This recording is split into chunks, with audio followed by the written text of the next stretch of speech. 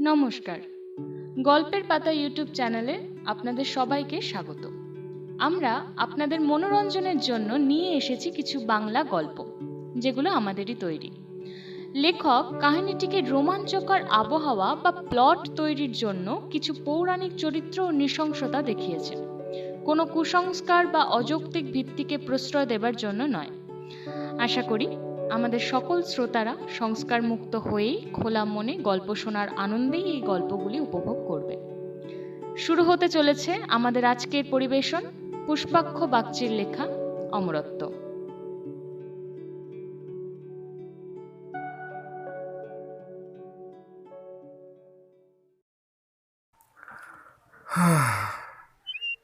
জানি না আপনার ঘটনাটি বিশ্বাস হবে কিনা, হয়তো আমারও বিশ্বাস হতো না যদি আমার চোখের সামনে ওই ঘটনাটা না ঘটতো। হঠাৎ যুবক থেকে বৃদ্ধ, আবার হাড়গোড় থেকে ছাই, এরকমই বলতাম হয়তো কাউকে। সেই দিন, যেদিন আমি এটা প্রথম দেখেছিলাম। আর সেই কাগজ, না শুধু কাগজ না, অভিশপ্ত কাগজ, যাকে সেই লোকটা বলেছিল অমরত্বের চুক্তিপত্র। আর তার কাছ থেকেই জানি অমরত্ব মজা নয়, অমরত্ব হলো এই মানব জীবনের সব থেকে বড় সাজা। এবার বলা শুরু করি সেই অভিশাপগ্রস্ত মানুষটির কথা। তার প্রথম দিকের জীবনটা সাধারণই ছিল, যদিও তার পরিমাণ তার বলা বয়সের তুলনায় অত্যন্তই নগণ্য। গল্পটি কল্পনাপ্রবণ ও অবাস্তবসম্মত মনে হয়েছিল যখন তিনি আমাকে তার গল্প বলেছিলেন, কিন্তু ক্রমে ক্রমে তার গল্প আমার বাস্তবসম্মত মনে হয়েছিল। আর প্রাথমিকভাবে মনে হয়েছিল তিনি একে অভিশাপ কেন বলছেন।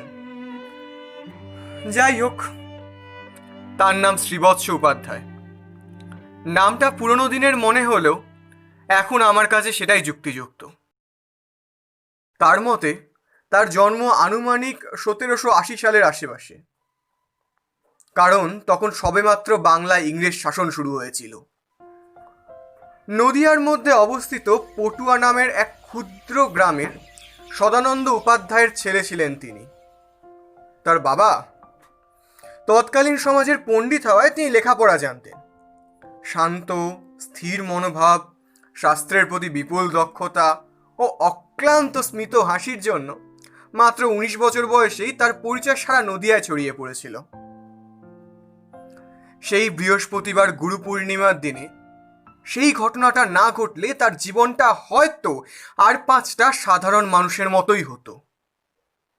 সেদিন 3 জন ইংরেজ গ্রামে এসে ঠাকুরমশাইয়ের হাতে নারায়ণ শিলা প্রথমবার দেখে। সেটা নিয়ে তারা নিজেদের মধ্যে ঠাট্টা তামাশা শুরু করে। তারা যে এদেরকে অপমান করছে এটা বুঝতে কারোরই বাকি থাকে না। ছোট্ট গ্রাম হয়, চারিদিক থেকে মানুষজন ভিড় করছিল। হঠাৎ এই ভিড়ের মাঝে ব্রজবাসী নামের এক সন্ন্যাসী গর্জে উঠে বলল, আপনি আমাদের মারুন, আমরা তো সয়ে নিব সাহেব, কিন্তু আপনি আমাদের ঈশ্বরের দিকে চোখ তুললে আমরা কিন্তু ছেড়ে কথা কইব না। তার কথা শুনে গোল করে ঘিরে গ্রামের লোকগুলো গুটি গুটি পায়ে তাদের দিকে এগোয়। তাদের মধ্যে সদানন্দও ছিল। এমতাবস্থায় ইংরেজরা বন্দুক বার করে সবাইকে হুঁশিয়ার করে, আর বিপদ বুঝে তাদের একজন হাওয়ায় আর অপরজন একটা মানুষের দিকে গুলি চালায়। গুলি এসে লাগে সদানন্দের গায়ে। প্রায় গোটা দলটা ছত্রভঙ্গ হয়ে যায়। গ্রামবাসী এবং ইংরেজরা উভয়ই পালিয়ে যায়, শুধু থেকে যায় সে যার বাবা মারা গেছে। আর সেজন্যই হয়তো এক মহাপুরুষ বলেছিল, ভগবানের কাছে সুখ দুঃখের হিসেবটা খুবই সোজা। তিনি কাউকে আনন্দ দেন বিন্দুতে বিন্দুতে, কিন্তু তিনি কাউকে দুঃখ দেন সিন্ধুতে সিন্ধুতে। আর যদি সেই মানুষটা ঈশ্বর ভক্ত হয় তবে তো আর কোনো কথাই নেই। রাধা থেকে মীরা, আবার মুনি দধিচি থেকে সুদামা। ভগবানের নাম করে তারা এক অপ্রাকৃত কৃত্রিম সুখ পেলেও আমার মতো সাধারণ মানুষের কাছে তা কষ্টই বটে। যদিও শয়তান মানুষদের ক্ষেত্রে ভগবানের এই নিয়মগুলো সাময়িকভাবে প্রযোজ্য না হলেও আমাদের গল্পের ক্ষেত্রে শ্রীবৎস সৎ চরিত্রের সজ্জন ব্যক্তি হওয়ায় তার জন্য কিন্তু প্রযোজ্য ছিল। তার মা যখন বৈতব্য ধারণের জন্য শোকাগ্রস্ত অবস্থায় তিনি পুকুরের ধারে বাকিদের সাথে উপস্থিত হয়েছিলেন, হয়তো অনেক দিন ধরে না খাওয়া এত বড় শোক কারণটা যাই হোক না কেন, তিনি মাথা ঘুরে পড়ে যান। আর তার মাথা গিয়ে লাগে পুকুর পাড়ের সেই পাথরটিতে, যেখানে গ্রামের মহিলারা কাপড় কাচে। কতটা খারাপ কপাল হয়ে একজন কোনো একটা মানুষের এরকম হতে পারে। কিন্তু না, এখানেই শেষ নয়। হয়তো বলা যায় এটা ছিল শুধুমাত্র প্রারম্ভ মাত্র। এইভাবে কাটে প্রায় 1টি বছর। ছোট থেকে যে ছেলেটা কালী পুজোর দিন সারা রাত জেগে মায়ের পুজো দেখত, তার সাথে এটা হওয়াটা হয়তো উচিত ছিল না। তখন তার বয়স 21 হবে। নির্জন রাস্তায় ঘুরতে বেরিয়েছে, এই ভেবে যেদিকে দু চোখ যায় সে চলে যাবে। এরপর তার চোখে আসে মোড়লের 80 বিঘে জমি, তারপর রূপিণী পুকুর, তারপর সে পার হয়ে চলেছে সোজা। হয়তো পুকুরটাই তার চেনা শেষ চিহ্ন ছিল। ঠিক খেয়াল না করে একটা জঙ্গলের মধ্যে সে যেন ঢুকে যাচ্ছে। এই পথটা যেন ধীরে ধীরে তার দিকে সংকীর্ণ হয়ে আসছে। সে তালকানার মতো চলেই যাচ্ছে। হঠাৎ করে যখন তার হুঁশ আসে, সে দেখে তার পিছনে কোনো রাস্তা নেই, শুধু শাল গাছ। না, ঠিক শাল গাছ না, যেন এটা একটা শালবন। কোথাও মানুষের চিহ্ন মাত্র নেই, কিন্তু ঝিঝি পোকার ডাক, নীল আকাশে মেঘ, হাওয়ার শব্দ, গাছের পাতা নড়ছে তার শব্দ, পাখিদের কিচিরমিচির ডাক শুনতে পাওয়া যায়। এই অঞ্চলে এর থেকে বেশি মনোমুগ্ধকর পরিবেশ এর আগে যেন সে দেখেনি। খানিকের জন্য যেন সে নিজে থেকে নিজেকেই হারিয়ে ফেলেছিল, ভুলে গেছিল তার সব দুঃখ যন্ত্রণা। কিন্তু কি করে যেন কিছু একটা হঠাৎ হয়ে গেল। তার মাথায় এলো বাবা মা হারানোর অসীম যন্ত্রণা। তার 3 কুলে কেউ না থাকায় সে এখন সম্পূর্ণই অনাথ। তার মনে হয় অজান্তে তার কোনো কৃতকর্মের জন্যই তার বাবা মা এত শাস্তি পেয়েছে। এরকমটাই তার মাথায় আসতে লাগলো। হঠাৎ করে সূর্যের তাপমাত্রা যেন অনেক গুণ বেড়ে গেল। সে যে গাছের ছায়ার নিচে দাঁড়িয়েছিল সেটাও যেন তার মাথার উপর থেকে ছায়া সরিয়ে নিল। বায়ুর মধ্যে দিয়ে আগুনের ছুরি যেন ছিন্ন ভিন্ন করে দিচ্ছে তার শরীর। মনোমুগ্ধকর পরিবেশ ক্রমেই নরক হয়ে উঠল তার জন্য। মর্মাহত আর শোকাহত অবস্থায়, অশ্রুও যেন বাঁধ মানেনি সেদিন। সে 2 হাত আকাশের দিকে প্রশস্ত করে চিৎকার করে বলে ওঠে, জগতে সব থেকে বড় যে অভিশাপ আছে ভগবান, তুমি আমাকে দাও, আমি শাস্তি চাই, আমি শাস্তি চাই। হঠাৎই হাওয়ার মাধ্যমে ভেসে বেরোনো একটা কাগজ তার কাছে এসে পড়ল। সে সেই সাদা কাগজটা হাতে তুলতেই দেখে একটি লেখা ভেসে ওঠে। হতে পারো অমর, অবশ্য যদি চাও তা তুমি পারবে রাখতে ধরে তোমারই এ রূপ, যা তোমার বর্তমান স্বরূপ। থাকবে তুমি চির যৌবন, কারণ হবে না তোমার জীবনের মরণ। বদলে করতে হবে শুধু তোমায় একটি স্বাক্ষর, চুক্তিপত্র অমরত্বের জন্য। প্রথমে একে কারো শয়তানি বলে মনে হয়, প্রাথমিকভাবে কাগজটিকে 4 টুকরো করে ফেলে দেয়। কিন্তু চোখের সামনে 2 পলক পড়তেই কাগজটা আবার গোটা হয়ে যায়। এটা যে কোনো সাধারণ কাগজ নয়, সেটা অনুধাবন করতে বেশি সময় লাগেনি তার। ভগবান হয়তো তার এত দুঃখ সহ্য করতে না পেরে তার জন্যই কোনো এক দৈব সংকেত পাঠিয়েছে। এরকমই মনে করে বাড়ি নিয়ে আসে। সে সযত্নে অনেকবার করে পড়ে ফেলার পর ঠিক করে সেটাতে স্বাক্ষর করবে, কারণ দৈব আদেশ বলে কথা, অমান্য করে সে সাধ্য কি তার। কিন্তু হাজার চেষ্টা করেও এবং ভালোভাবে খাগের কলমটিতে কালিতে চুবিয়েও একটা দাগ কাটাও সম্ভব হলো না তার পক্ষে। কিন্তু সে একে মনে করত সৌভাগ্যের প্রতীক। ঠিক সেরকমই যেমন রঙিন পাথরকে কোনো কর্মফলে ভীত মানুষ তার বিভিন্ন রূপে ধারণ করে, সবসময় তার নিজের কাছে রাখে। শ্রীবৎস তাই কাগজটিকে সবসময় নিজের কাছে রাখে। ইতিমধ্যে সর্বক্ষণ নিজের কাছে রাখার দরুন সে এটা উপলব্ধি করতে পেরেছিল যে কাগজটা জলে ভেসে না। বাড়িতে সম্পূর্ণ একা থাকায় সব কাজ তাকেই করতে হয় এখন। বাকি দিনগুলোর মতো সেদিনও সে রান্নার জন্য কাঠ কাটতে থাকে। সেই রকমই এই সময়ের জন্য সে কাগজটিকে হাতছাড়া করেনি। তার হাতের নিকটে একটি পাথর চাপা দিয়ে রেখেছিল সেটাকে। আততাই কি যেন একটা হয়, হঠাৎ করে বিনা মেঘে একটা বজ্রপাত হয়। এরকম আওয়াজ শুনে চমকে গিয়ে অসাবধানবশত তার হাতের একটি আঙুল কেটে যায়। আর টপ টপ করে ফোঁটায় ফোঁটায় রক্ত পড়তে থাকে। কাগজের ওপর চোখ পড়তেই সে দেখে এক ফোঁটা রক্ত যেন কাগজের ওপর পড়েছে। সেটি কাগজের নিচ প্রান্ত থেকে ওপরে দৌড়ে যাচ্ছে, যেন ঠিক সেটি দৈববাণীর নিচে গিয়ে দাঁড়ালো। আর তারপরেই ভেসে উঠল, হতে পারো অমর, অবশ্য যদি চাও তা তুমি পারবে রাখতে ধরে তোমারই এ রূপ যা তোমার বর্তমান স্বরূপ। থাকবে তুমি চির যৌবন, কারণ হবে না তোমার জীবনের মরণ। বদলে করতে হবে শুধু তোমায় একটি স্বাক্ষর, করিয়াছ স্বাক্ষর হেথায় যথা, জীবন থেকে মৃত্যু তোমার করিয়া লহিয়াছি তথা। অপূর্ণ আছে ইচ্ছে যেগুলো, করো একে একে পূর্ণ সেগুলো। যদি তোমার অন্তরাত্মা চায় আমার থেকে মৃত্যু যন্ত্রণা, পাবে তা আমার থেকে, পাবে না শুধু মৃত্যু পথ সেথা। লেখাটা খুব মন দিয়ে সে পড়েছিল। ভগবানের ওপর ছিল তার অগাধ বিশ্বাস, কিন্তু তাও হোক, সেও তো মানুষ। তার মনে থাকা মরুভূমির মতো বিশ্বাসের মধ্যে কোথাও যেন একটা মরীচিকা ছিল। সে এখনো অমর কিনা এটা বিশ্বাসই সে করতে পারছিল না, বুঝতেই পারছিল না যে তার মধ্যে কোনো ক্ষমতা এসেছে কিনা। তা নির্ধারণ করার কোনো উপায় সে সঠিকভাবে অনুধাবন করতে পারছিল না। তার আবার মনে পড়ে যায় তার আঙুল কেটে গেছিল, কিন্তু আঙুলের দিকে তাকাতেই কোথায় কোথায় কি, গোটা হাতে তো একটি আঁচড়ের দাগ অব্দিও নেই। মুহূর্তখানিক আগেই দেখা নিচে পড়া রক্তবিন্দুগুলিও যেন চোখের সামনে থেকেই হাওয়ায় মিলিয়ে যাচ্ছে, যেন সেটা তার চোখের ভুল ছিল। এরকম যেন কিছুই হয়নি তখন। কিন্তু তার শরীরে কোনোরূপ পরিবর্তন লক্ষ্য করতে না পারায় সে যেন বিশ্বাসই করতে পারছে না যে সে অমর নাকি অমর না। কি করবে কি করবে না এটা ভাবতেই ক্ষণিকের জন্য তার মাথায় আসে, আচ্ছা যদি হাতের শিরা সে কেটে ফেলে তবে কেমন হয়। কিন্তু না, যদি সে অমর না হয় তাহলে তো মৃত্যু যন্ত্রণা সে পাবে, সেটা আলাদা। এছাড়া তো আত্মহত্যার দরুন যে তার আত্মা কোনোদিনও মুক্তি পাবে না, অশরীরীর মতো ঘুরে বেড়াবে।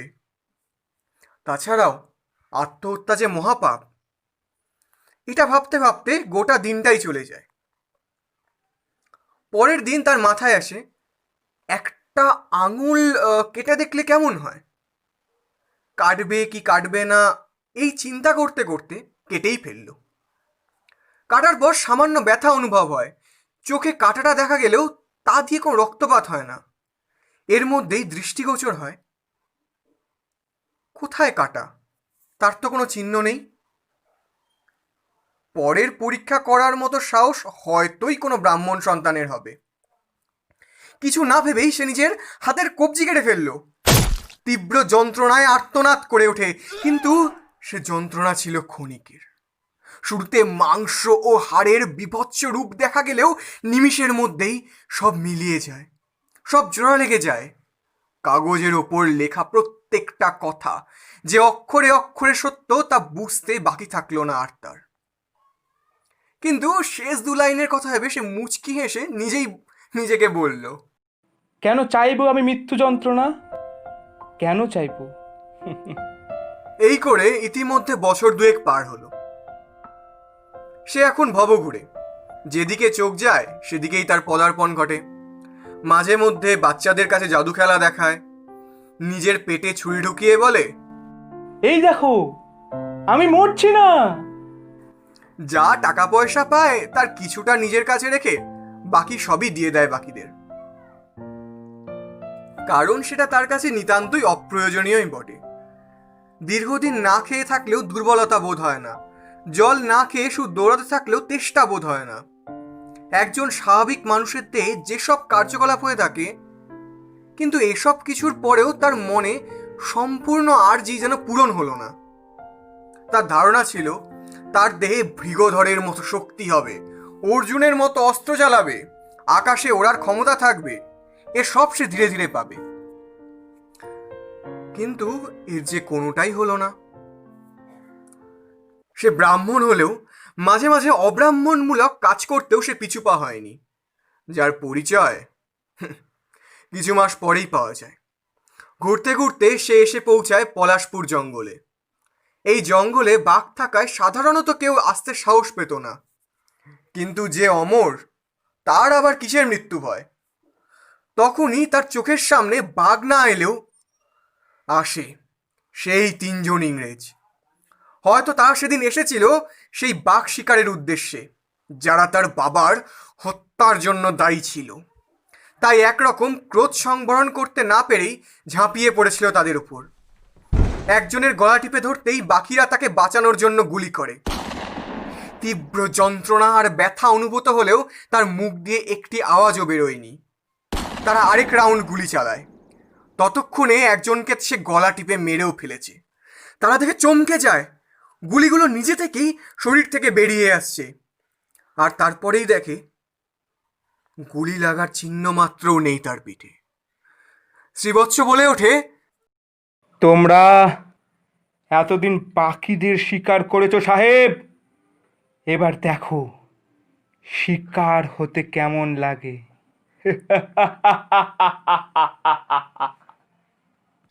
একজন কিছু একটা বলতে যাবে, সেই সময়ই তার মুখের ভিতর হাত ঢুকিয়ে গোটা গালটা সে ছিঁড়ে দেয়, যেন ফিনকি দিয়ে রক্ত বেরিয়ে আসছে। তার মুখে হাতে রক্ত মেখে গেল। এতেই হয়নি সেদিন তার গলায় আঙুল ঢুকিয়ে গলার নলি এক ক্ষুধার্ত সিংহের মুখে যেন রক্ত লেগে গেছিল সেদিন। ঠিক সেমনটাই করছে শ্রীবৎস।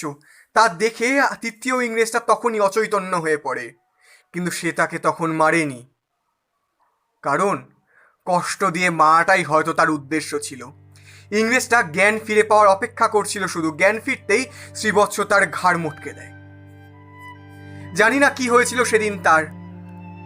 হয়তো বাবার রক্ত ভেজা শরীরটা ইংরেজদের প্রতি এক বিভৎস তীব্র ঘৃণা তৈরি করেছিল। হয়তো তারই প্রভাব পড়েছিল সেদিন।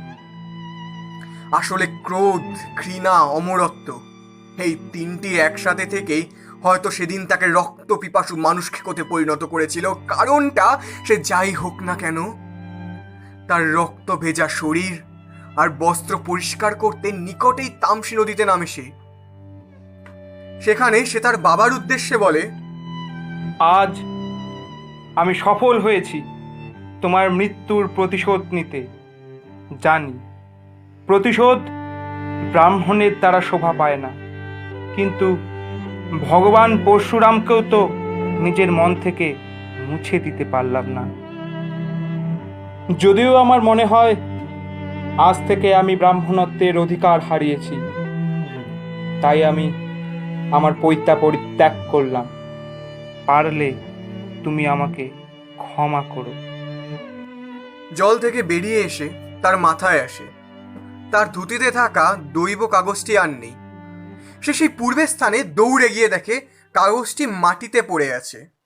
বা বলা যায় কাগজটি মাটিতে পড়ে লুটোপুটি খাচ্ছে।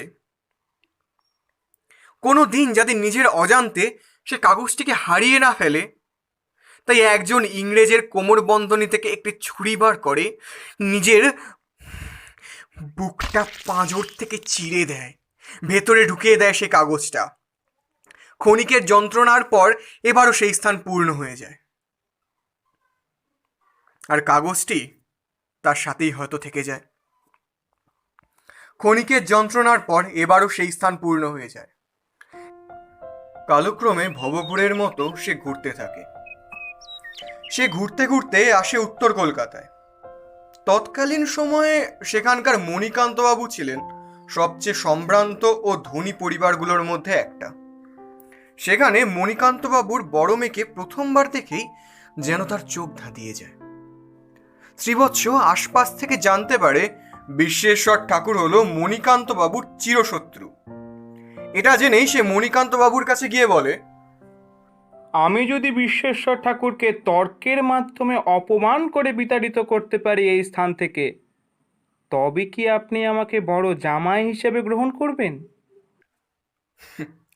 মণিকান্তবাবুর হাসিতে সে বুঝে গেল যে সে এই শর্তে রাজি। তৈরি হলো তর্কের আসর। সুপ্ত হলেও আগ্নেয়গিরিত। এবারও পরাজিত হলো না শ্রীবৎস। বিশ্বেশ্বর ঠাকুর নিজের পরাজয় নিশ্চিত বুঝতে পেরে বলে ওঠে তার নিজের ভাষায়, অব্রাহ্মণ জনিত সন্তানের সাথে তর্ক করে নাই বিশ্বেশ্বর পণ্ডিত। চললাম আমি।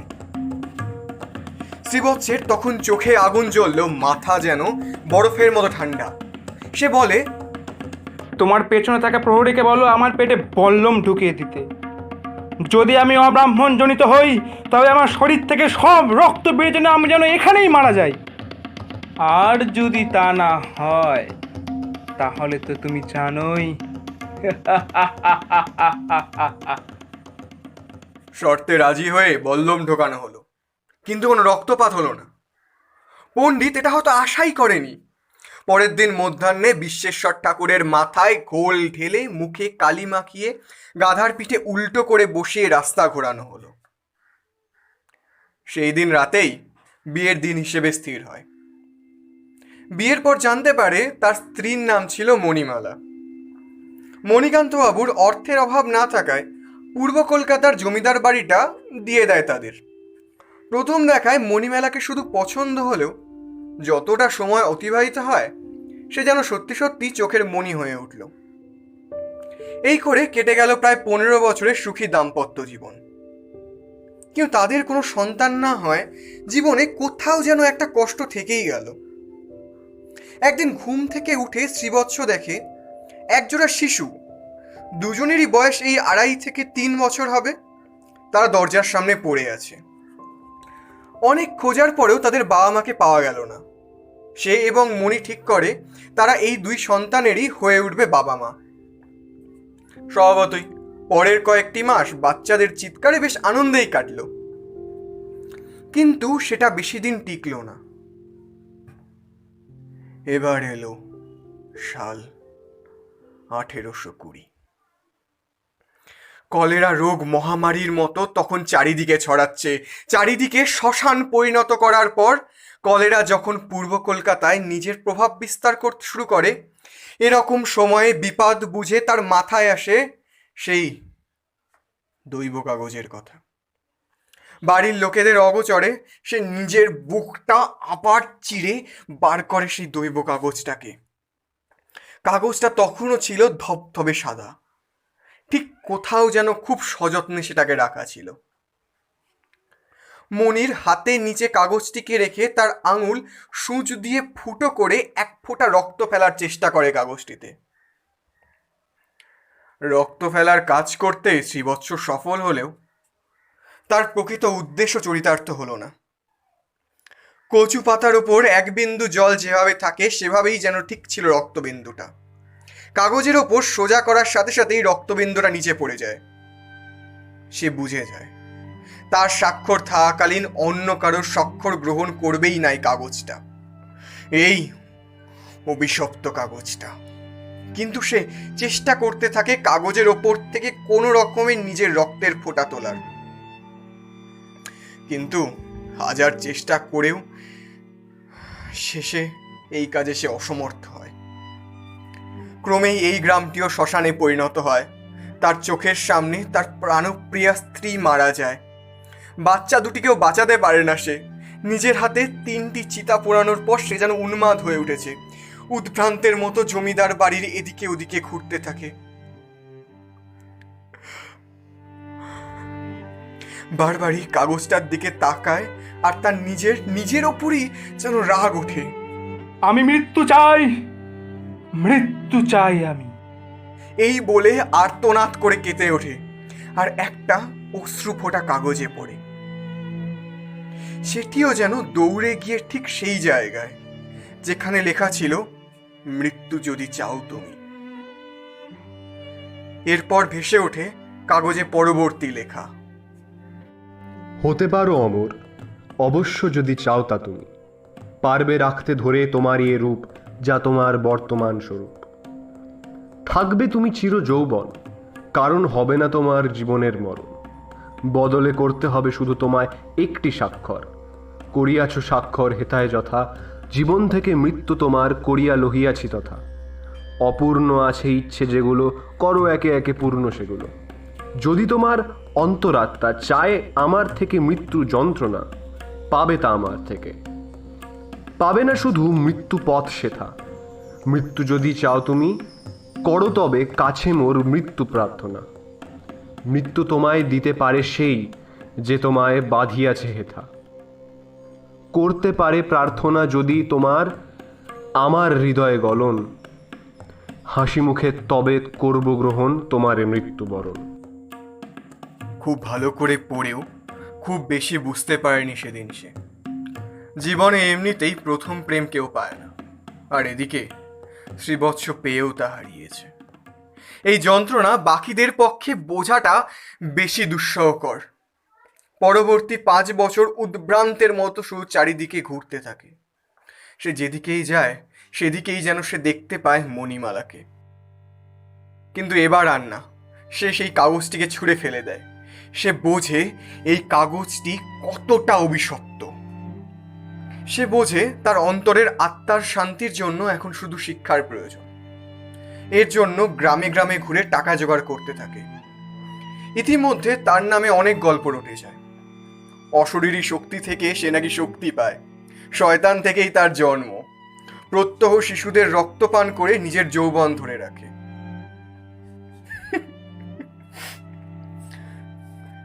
এই গল্পগুলো আমার কাছে হাসির খোরাক মনে হলেও তার কাছে হয়তো ছিল না।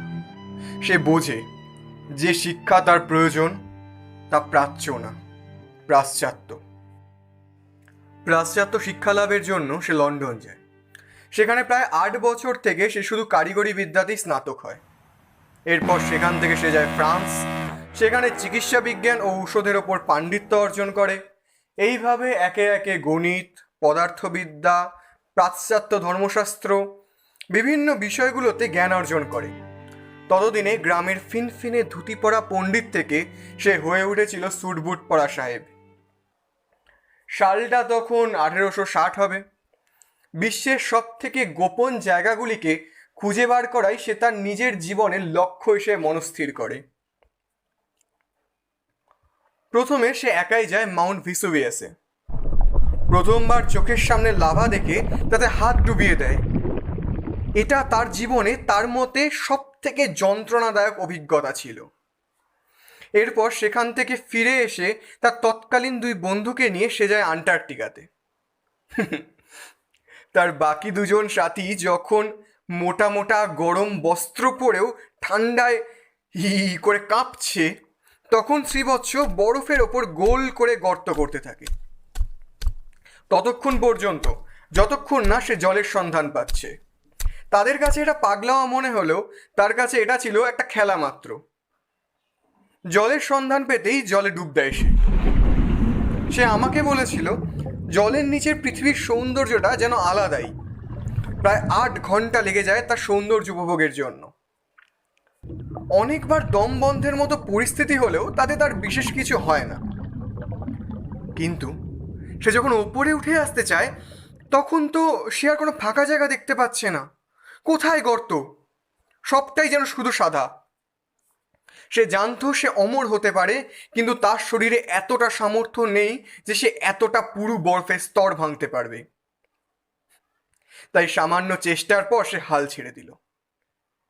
হঠাৎ সে লক্ষ্য করলো সাদা একটা ধপধপে জায়গা থেকে যেন একটা আলো বেরিয়ে আসছে। হঠাৎই একটা হাত তার দিকে আসছে। হাতটা ধরে উপরে উঠে এলে উপরে থাকা মানুষটাকে সে জড়িয়ে ধরে বলে, থ্যাংক ইউ। আজ শুধু তোমার জন্য আমাকে জলের নিচে অনন্তকাল একা থাকতে হবে না। এটা বলে সে মুখের দিকে তাকাতেই দেখে এ তো এক বিদেশি মেয়ে। হয়তো সে সাহেব হতে পারে, কিন্তু তার মনটা তো এখনো সেই বাঙালি থেকে গেছে। কথাবার্তায় জানতে পারে মেয়েটির নাম ডেইজি। সে মাছ ধরার উদ্দেশ্যে গর্ত করেছিল। সেখানেই সে এক মানুষকে দেখে হাত বাড়িয়েছিল। আশপাশ থেকে শ্রীবৎস বুঝতে পারে বাকি 2জন তাকে ছেড়ে চলে গেছে সেখান থেকে। তাই ডেইজির সাথে তাকে তার বাড়ি যেতে হয়। তখন তারা নিজেদের মধ্যে কথাবার্তা শুরু করে। মেয়েটার বাবা মাও ছোটবেলাতেই মারা যায়। শুধুমাত্র রোমাঞ্চের জন্য শ্রীবৎস জলে ঝাঁপ দিয়েছিল, এটা জেনে কোথাও যেন একটা দুর্বল জায়গা তৈরি হয়ে গেছিল শ্রীবৎসের জন্য। যদিও শ্রীবৎসর মনে তেমন কিছুই ছিল না। পরের দিন সে যেতে চাইলে ডেইজিও তার সাথে যেতে চায়। শ্রীবৎসও মানা করেনি। সেখান থেকে তারা অ্যামাজনের রেন ফরেস্ট, তারপর অনেক নাম না জানা দ্বীপপুঞ্জে পাড়ি দিয়েছিল। তাদের মতে তারা এমন অনেক প্রাণীদের দেখেছে যাদের পরিচয় তারা এর আগে কোথাও পায়নি। এরপর একে একে অস্ট্রেলিয়া, আফ্রিকা হয়ে আসে চীনে। যদিও চীনে তারা বেশি দিন থাকতে পারেনি, কারণ সেখানকার মানুষদের খাদ্যাভ্যাসের জন্য। খাদ্যের জন্য যে কোনো প্রাণীকেই কাটা হোক না কেন, একবার প্রাণীটির হত্যা হয়ে গেলে তাদের কাছে সে শুধু খাদ্য। প্রাণী বড় হোক বা ছোট, প্রাণী হিসেবে তার কাছে প্রত্যেকটা জীবনেরই যেন সমান মূল্য ছিল। কিন্তু তাই বলে কোনো জীবন্ত প্রাণীকে কাঁচা অবস্থায় খেতে দেখা, এটা যেন তার কাছে মোটেই গ্রহণযোগ্য ছিল না। তারপর তারা চলে আসে নেপালে। সেখানে পশুপতি মন্দির থেকে বেরিয়ে মূলত ডেইজির অনুরোধেই তারা বাইরে কিছুক্ষণ বসে তাদের ভ্রমণ অভিজ্ঞতা নিয়ে কথা বলছিল। শ্রীবৎসকে নিজের অজান্তে খুব ভালোবেসে ফেলে ডেইজি। অবশ্য তার মতো একজন শিক্ষিত, ভদ্র, মার্জিত ছেলেকে অপছন্দ করার যেন কোনো কারণই ছিল না তার। তার উপর শ্রীবৎসর যা বাস্তব সম্বন্ধে অভিজ্ঞতা, তাও মাত্র এই 22-23 বছর বয়সে। আমি তো মুখ দেখে 2015 সালে তাকে 20 বছরের যুবক ভেবেছিলাম। আর ডেইজিরই তাহলে কি বা সাধ্য যে তার বয়স বুঝবে। শ্রীবৎস আমাকে বলেছিল ডেইজির প্রতি তার ভালোবাসা না জন্মালেও এক যেন অনন্য টান জন্মে গেছিল সেই আফ্রিকা থেকে। অতটা খরা আবহাওয়ায় ডেইজি অসুস্থ হয়ে পড়লে সারা দিন রাত জেগে সেবা করেছিল সে। কিন্তু সে ডেইজিকে কিছুই বলেনি, কারণটা সে জানত। তারা এক হয়ে গেলেও ডেইজি একদিন না একদিন ঠিকই তাকে ছেড়ে চলে যাবে অন্য দুনিয়ায়। যে দুনিয়ায় যাওয়া শ্রীবৎসর কাছে ছিল শুধুই স্বপ্ন মাত্র। এর মাঝে হঠাৎ ডেইজি বলে ওঠে, Hey, Sri. Actually, I want to tell you something. I think I fall in love with you. Yeah, I don't know what it is or how it would be done. I just know, or you can call it feel also. So I just feel when you around with me, I feel very special, you know? When I first saw you at Antarctica, your personality and knowledge attract me very much. Then we are spent a lot of time together. We are become a very good friend to each other. And now I think I am feel for you. Just a special. And this feeling is not like just a friends. It's like between a man and woman emotions. Yeah, I think it's love. সে জানায় সে বিবাহিত, তার স্ত্রী মারা গেছে, তার জায়গা যেন অন্য কেউ নিতে পারবে না। কিন্তু কিছুই যেন সে শুনতে চায় না। ডেইজি বলে ওঠে শ্রীবৎস যদি তাকে বিয়ে না করে তার সামনের পাহাড় থেকে সে ঝাঁপ দিয়ে আত্মহত্যা করবে। প্রায় 8.5 বছর ধরে এত জায়গা ঘোরার পরে সে যেন এটা বুঝে যায় যে এটা কোনো ফাঁকা হুমকি নয়। তাই পশুপতি মন্দিরের সামনে দাঁড়িয়েই তাদের বিয়ে হলো। তার মতে সালটা 1870 সালের মতো হবে। সেখানেই তারা নিজেদের জন্য একটা বাড়ি কেনে, তাদের জীবন শুরু করে, অনেক গৃহপালিত পশুপালন শুরু করে তারা। মোটামুটি সুখ দুঃখে তাদের 50 বছরের বৈবাহিক জীবন কেটেছিল। কোনো সন্তান না থাকায় তাদের মাঝে মাঝেই গন্ডগোল লেগে থাকতো, তাও তাদের মধ্যে যেন ছিল এক বন্ধুত্বপূর্ণ ভালোবাসা। ডেইজির বয়স তখন 78 হবে। তার জীবনের একটা ইচ্ছে ছিল সে ফ্রান্সের সেন্ট মেরি চার্চে গিয়ে শেষ জীবন যদি কাটাতে পারত তাহলে সে খুবই ভাগ্যবতী হতো। কিন্তু তখনও প্রথম বিশ্বযুদ্ধের রেশ সম্পূর্ণ কাটেনি, কারণ তখন সালটা ছিল 1920 সালের আশেপাশে। অন্যদিকে ডিপথেরিয়ার প্রভাব ক্রমশ বাড়ছে, তাই প্রথম দিকে নিয়ে যেতে রাজি হয়নি শ্রীবৎস তাকে। কিন্তু শেষের দিকে ডেইজির শারীরিক অবস্থা একটু খারাপ হয়ে গেলে তারা দুইজন চলে যায় ফ্রান্সে। এখানে পৌঁছানোর পর প্রত্যেক দিনই বেলা 1টার সময় শ্রীবৎস তাকে নিয়ে যেত চার্চে। বাকিদের কাছে তারা ঠাকুমা নাতি হলেও তাদের বাস্তব পরিচয়টা বাকিদের পক্ষে বোধগম্য ছিল না। অবশেষে এলো সেই দিনটা, সেই 4 সেপ্টেম্বর। শনিবারের সেই দিনটাও তার জীবনে ছিল এক অত্যন্ত জঘন্যতম দিন। এক ভদ্রলোক তাকে একটা প্যাকেট দিয়ে কিছুক্ষণ রাখতে বলেছিল। হঠাৎ 3বার টিক টিক টিক শব্দের পর বোম ফাটে। তার চোখের সামনে চারিদিকে শুধু মৃতদেহ। তার পাশে বসে থাকা ডেইজির শরীরের চিহ্ন মাত্র নেই, কিন্তু এবার তার চোখ দিয়ে এক ফোঁটা জলও যেন পড়ল না। সবটা যেন আগেই শেষ হয়ে গেছে। সে এখন জীবন্ত শবে পরিণত হয়েছে, শুধু পড়ে আছে তার এই দেহটা। এরপর পুলিশ আসে, আর ভাগ্যক্রমে পুলিশ তাকেই নিয়ে যায় সন্দেহ বসে। বিষয়টা কোর্টে ওঠে। শ্রীবৎস সহ আরো 7 জন মানুষকে দোষী সাব্যস্ত করে তাদের এক নির্জন জায়গায় বন্দি করে রেখে দিয়ে আসা হয় মরার জন্য। সারা বিশ্বে তখন এক ভয়ঙ্কর অস্বস্তিকর পরিবেশ চলছে। সব দিকেই যেন এক দমবন্ধ ভাব, যে কখন কার উপর আক্রমণ হবে। তার উপর ডিপথেরিয়া তো আছেই, তাদের প্রতি যেন কারোরই সেরকম মাথা ব্যথা ছিল না। এক এক করে 7 জন মানুষই মারা যায়, শুধু বেঁচে থাকে শ্রীবৎস। কিন্তু কেন তার সাথে? কেন এত খারাপ হলো?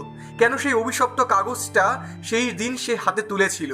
সে বারংবার নিজেকে এই ধরনেরই প্রশ্ন করতে থাকে, কেন কেন কেন কেন করেছিল সে এটা? কিন্তু সে এর কোনো উত্তর পায় না। আদতেও কি হয় এর কিছু উত্তর? বাইরের দুনিয়ার তথ্য তার কাছে এখন সম্পূর্ণই অজানা, কারণ বাইরের খবর তাকে দেওয়ার মতো কেউ ছিল না। খবর দেওয়া তো দূরের কথা, তার সাথে কথা বলারই কেউ ছিল না। সারাদিন সে শুধু নিজের সাথেই কথা বলতো। ঋতুচক্র ঘুরতে থাকে, কিন্তু তাকে সঙ্গ দেওয়ার কেউ থাকে না। বেশ কয়েক বছর পর কিছু লোক আসে, হয়তো কোনো উচ্চপদস্থ কর্মচারী হবে। তারা কোনো রকমে পচা গন্ধ উপেক্ষা করে ভেতরে আসে। আসলে বাকিদের শরীর পচে গেলে এক অসহনীয় দুর্গন্ধ বেরোয়, যা যে কোনো মানুষকে মেরে ফেলার জন্য যথেষ্ট। তারা এই স্থানে এক 21 বছরের যুবককে সঠিকভাবে দেখে যেন রীতিমতো স্তম্ভিত। সে বেরোনোর সময় শুধু একটা কথাই জিজ্ঞেস করে, হুইচ ইয়ার দিস ইজ? জবাব আসে 1964। সে বোঝে কতদিন সে এখানে আটকে ছিল। যে শিক্ষা মানুষকে এহেন অমানুষে পরিণত করেছে, সেই শিক্ষারই বড়াই করতো এরা। এই শিক্ষাই গ্রহণ করার জন্য সে দেশ থেকে এখানে এসেছিল। তার নিজেরই কেমন যেন একটা লাগে। সে জানতে পারে 2য় বিশ্বযুদ্ধ হয়েছিল। সেই যুদ্ধে কারা জয়ী হয়েছে। ভারত স্বাধীন হয়েছে, এটা শুনে যেন সে নিজের কানকে বিশ্বাস করতে পারছিল না। তার মনে তখন প্রচুর আনন্দ। সে আরো অনেক জিনিস জানতে পারে, বিশ্বযুদ্ধের ফলে জাপানের সাথে কি হয়েছে, ইত্যাদি ইত্যাদি ইত্যাদি।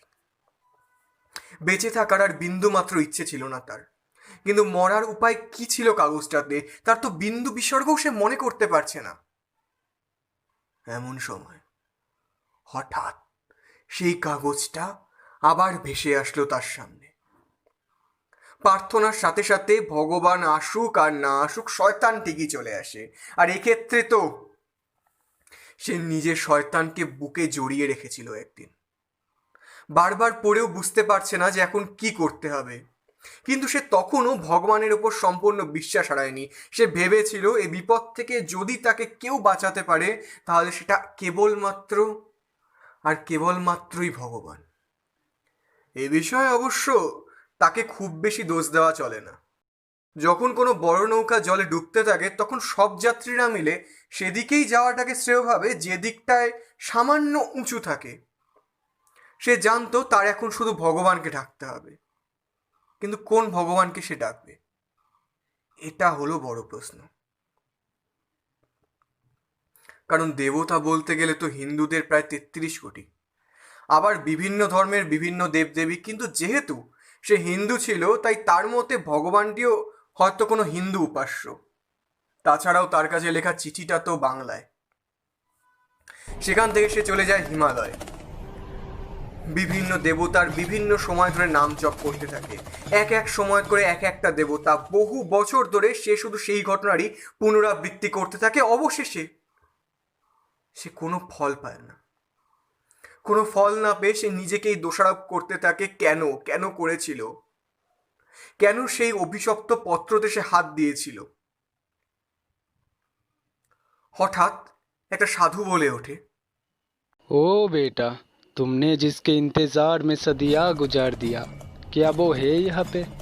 समस्या का जड़ और उसका समाधान हमेशा नजदीक ही होता है बेटा, ये बात हमेशा याद रखना। শ্রীবৎস বোঝে এবার তাকে কোথায় যেতে হবে। তার নিজের বাড়িতে। আমার খুব ভালো করে মনে আছে সেই দিনটা। সেই দিনটা ছিল 2015 সালের মার্চ মাসের সোমবার। সেই দিনটা সে আমার বাড়ির সামনে এসেছিল, বা হয়তো তার প্রাচীন বাড়ির সামনে সে এসে দাঁড়িয়েছে। তার কাছে এখন সবটাই নতুন। চারিদিকে এত বাড়ি, সবুজের পরিমাণ প্রচণ্ড কমে গেছে। মানুষের চাহনিতে কেমন যেন একটা বিষ বিষ ভাব সে উপলব্ধি করতে পারছে। আমার বয়স তখন সবে 17। সে আমার বাবাকে বলে এখানে নাকি তার বাড়ি ছিল, এই প্রায় 250 বছর আগে।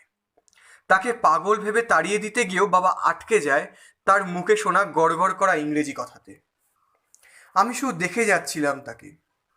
আমার আন্দাজ ছিল সে হয়তো আমার থেকে 2 বা 3 বছরের বড় হবে।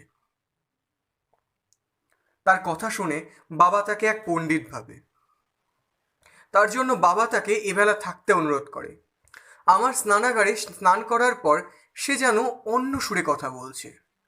তার সাথে কথাবার্তায় বাবা বুঝতে পারে যে সে ধর্মপ্রাণ ব্যক্তি। তার গণিত, বিজ্ঞান এবং অন্যান্য ক্ষেত্রেও যে বিপুল দক্ষতা আছে তার বলার অপেক্ষা রাখে না। এটা তার সাথে কথা বললে যেন যে কেউই বুঝতে পারে। আমার বাবা তার মধ্যে যেন একটা দেবদূত দেখতে পায়। বাবার অলস, গোয়ার গোবিন্দ, ফাঁকিবাজ, নাস্তিক ছেলেকে মানুষ করবে, এই শর্তে বাবা তাকে থাকতে দিতে রাজি হয়। তার সাথে পড়াশোনা কম আর তার জীবন নিয়ে গল্পই বেশি হতো আমার। কারণ আমার কাছে তো ছিল সেসব শুধুমাত্র গল্প মাত্র, যার বাস্তবিক কোনো মিল নেই। কিন্তু তার কথায় যেন কিছু একটা জাদু ছিল। কথার মধ্যে দিয়ে কি করে যেন আমাকে পড়িয়ে ফেলতো। আমার নম্বর বাড়তে থাকায় বাবারও কোনো সমস্যা ছিল না তাকে ঘিরে। সত্যি কথা বলতে আমারও ছিল না। এই করে কেটে যায় প্রায় 2 বছর। আমি এখন পদার্থবিদ্যা নিয়ে আশুতোষ কলেজে পড়ি। সবটাই হয়তো তার জন্য, হয়তো তার পড়ানোর জন্য। আর সে যেন হয়ে উঠেছে আমার বাড়ির বড় ছেলে। আমার খুব ভালো করে মনে আছে দিনটা ছিল 2017 সালের 13ই জুলাই। এই দিনটাকে হয়তো আমি কোনোদিনও ভুলতে পারবো না। আমি বাড়িতে এসেছিলাম ঘুরতে। একদিন মহাভারত নিয়ে আমি চর্চা করছিলাম পাড়ার চায়ের দোকানে, যা আমার বাড়ি থেকে এই হয়তো 2 মিনিটের হাঁটা পথ। চর্চা করছিলাম এটা ভুল কথা, মূলত ঠাট্টাই করছিলাম অশ্বত্থামাকে নিয়ে। সে অমর হয়ে গেল, এটা আবার নাকি অভিশাপ। আমাদের কথা শুনে সে শুধু আমাকে বলল, তুই বুঝবি না। বলেই শ্রীবৎসের চোখে জল চলে আসে। সেই অভিশপ্ত কাগজটা তার সামনে দিয়ে আবার উড়ে যাচ্ছে। এটা বুঝতে পেরে সেও পিছন পিছন গেল কাগজটার। আমি তার মনে কষ্ট দিলাম ভেবে আমিও তার পিছন পিছন গেলাম। হঠাৎই আমার কাছে তার বলা গল্পগুলো যেন সব সত্যি হয়ে উঠল। গোটা এলাকায় আমি জানি কোনো বন নেই, কোনো জঙ্গল নেই, কিন্তু আমি যেন দেখতে পাচ্ছি শ্রীবৎস আর আমি দুজনেই একটা বন দিয়ে হেঁটে যাচ্ছি। যাই হোক, আমি তাকে তখন বলি, আরে দাঁড়াও, আমি বুঝতে পারিনি, সত্যি আমি সত্যি বুঝতে পারিনি তোমার এতটা খারাপ লাগবে। সরি, আমাকে ক্ষমা করে দাও। কথাটা বলতে আমি যেন সামান্য ইতস্ততই বোধ করছিলাম, কারণ সে আমার কাছে ছিল দাদার মতো। আর দাদাকে এইসব কথা বলতে ইতস্তত বোধ হওয়াটা হয়তো স্বাভাবিকও। সে প্রত্যুত্তরে বলল, আমি শুধু 237 বছর ধরে বেঁচে আছি, তাও আবার সুস্থ শরীর নিয়ে। একবার অশ্বত্থামার কথাটা ভাব, সে 1000 বছর ধরে বেঁচে আছে, তাও এক অশরীরী রূপে। তার কষ্ট কেউ না বুঝলেও আমি বুঝেছি। এতদিন ধরে আমি শুধু দিনরাত মরার কথা ভাবতাম, কিন্তু এখন মনে হচ্ছে যদি অশ্বত্থামা আমার মতো মানুষের সঙ্গে মিশতে পারে, কথা বলতে পারে, তাহলে মৃত্যু যন্ত্রণা ভোগ করেও আমি তার সাথে অমর হতে রাজি আছি। আমি যেন তার চোখে এক দীপ্ততা দেখতে পাচ্ছি। তখনই আমরা একসাথে লক্ষ্য করি কাগজটা যেন ভিজে যাচ্ছে, যেন সে নিজে থেকে কেঁদে উঠছে। চারপাশ থেকে গম গম করে একটা আওয়াজ বাজে। শ্রীবৎস, আমি অশ্বত্থামা। তুই আমাকে দেখতে পাবি না। তুই ধনুষ নক্ষত্র আর শত্রু গ্রহের অনুকূল পরিস্থিতিতে জন্মেছিলিস, যার অর্থ তুই শ্রীকৃষ্ণের অনুগ্রহ প্রাপ্ত সন্তান। আমি তোর সাথে কোনোদিনও ভালো করিনি। আমি সেই যে ইংরেজটার হাতটা হাওয়ার বদলে তোর বাবার দিকে বাড়িয়ে দিয়েছিলাম। এমনকি তোর মাকেও ধাক্কা দিয়েছিলাম আমি। তোর জীবনে কোনো সময় সুখ চিরস্থায়ী হতে দিইনি।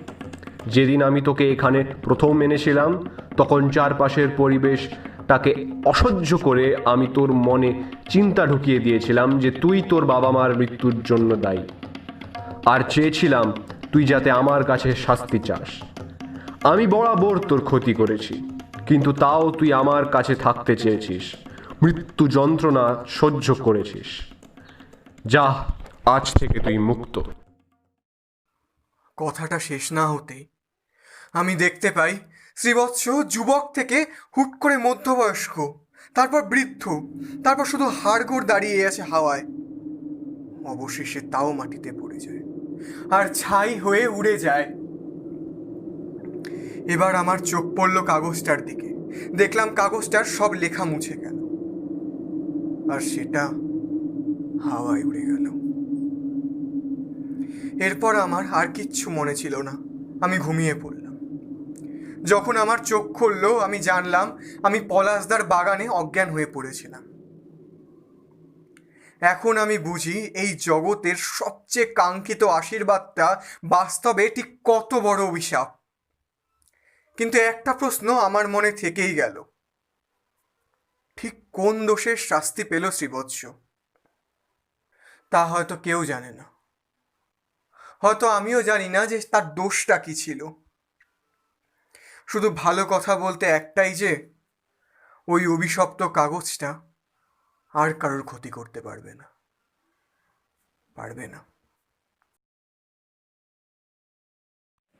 সাল 2017, প্যারিস। জেমস নামের এক ব্যক্তি সাদা কাগজ দেখে তা হাতে তোলে। তাতে লেখাটা এরূপ: You shall be mortal if you want to be. You can hold on to your form, what you are now. You will be mortal because your life will never end. All you have to do, just with a little commitment. সমাপ্ত।